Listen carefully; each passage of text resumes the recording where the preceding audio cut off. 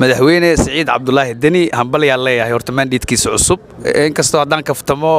siyaasad aan soo kala horjeednay haddana hadda waa naga badiyay waana taageersanahay waana u cimaamadeena oo waxaan leenahay caleemasaarkii ugu shidnaa Soomaaliya baa maanta joognaa waxaan joognaa munaasabadda caleemasaarka madaxweynaha dawladda Puntland Saciid Cabdullaahi Deni oo ay ka soo qayb galeen mas'uuliyiinta ugu sareysa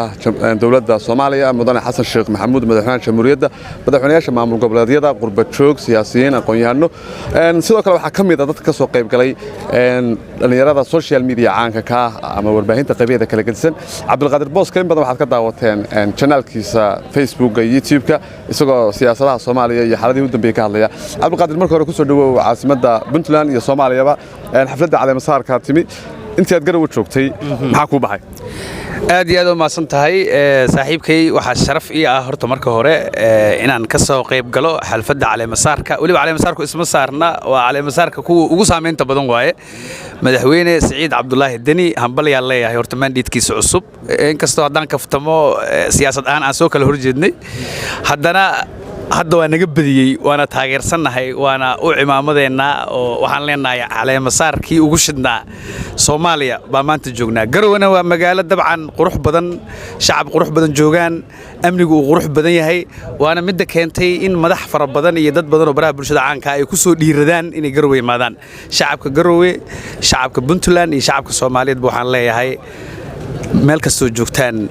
sharaf bay noo tahay inaan hortiina ka soo muuqanno anigoo Cabdulqaadir Boosna sharaf waxa ay inaan ka soo qayb gala xalfadda caleemasaarka madaxweyne Saciid Cabdullaahi Deni aad baad u maasantahay xamar baad ku soo horeysay aad in muddo joogtay muuqaalo badan ka soo diyaarisay xamar waa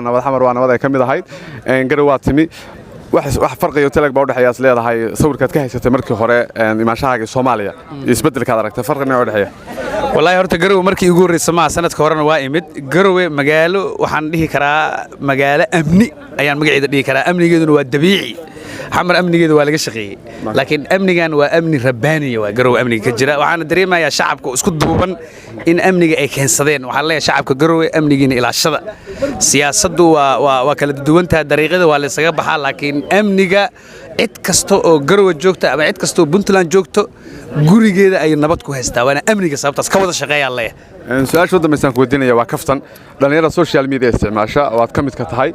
Captain Ayub oo kale jafo baa soo diyaarsan wax la yiraahdo hadda marka muuqaalka ama kamarada laga maqan yahayna dadka isugu dhow isugu jecel saaxiibada baatiin ma la oran karaa dadka waad khiyaameynaysan والله horta siyaasad ina iska hadda fiiri Xasan Sheekh hadaan kaftamo Xasan Sheekh iyo Deni waa is hayaan hadana waa isku imaadeen ma sha Allah marka aniga Captain Ayub waxa isugu imaaweyna qalad waa markii sax dadku isma necba laakiin aragtida waa lagu kala duwan yahay marka colaad ma jirto Ayubna waxa ma dhihi lahaa madaxweynaha oo mustaqbalka Puntland inuu noqdaan rajeynaya sababtoo waa nin shacbiyad kule halkan